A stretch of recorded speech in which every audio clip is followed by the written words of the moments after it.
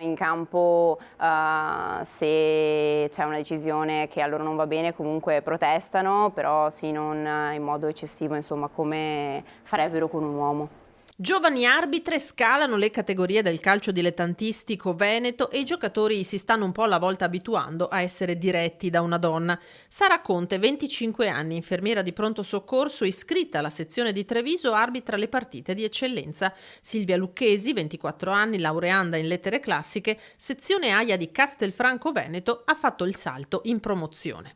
Quando ero in terza superiore, una mia amica del mio paese, ho visto che ha postato su Facebook delle foto in cui arbitrava e ho pensato, cavolo, però sarebbe una bella attività per poter conciliare la mia passione per il calcio e anche il mio carattere un po'. Io sono una persona a cui piace cercare di far rispettare le regole, far essere tutti d'accordo e quindi ho pensato, dai, proviamo. Ambiente in prevalenza maschile ma non maschilista, quello degli arbitri, in cui entrambe si sono subito sentite accolte. In campo, che l'arbitro sia donna o uomo poco importa, e anche il pubblico si fa poche remore, soprattutto se deve protestare. Tendenzialmente sono generici all'arbitro, succede magari alcune volte che possono esserci degli insulti magari più sessisti, ma tendenzialmente sono comunque generici. Proprio Sara è di ritorno da un Erasmus arbitrale negli Stati Uniti, un'esperienza internazionale che l'AIA offre ai suoi iscritti.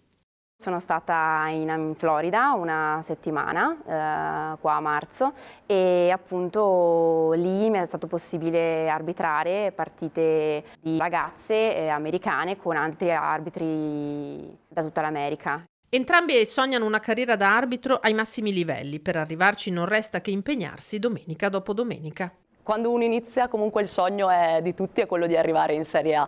Chiaro che poi la Serie A di ciascuno è diversa, magari la mia Serie A potrebbe essere la promozione, però ovviamente il sogno di chiunque è arrivare a calcare i campi della massima serie sicuramente.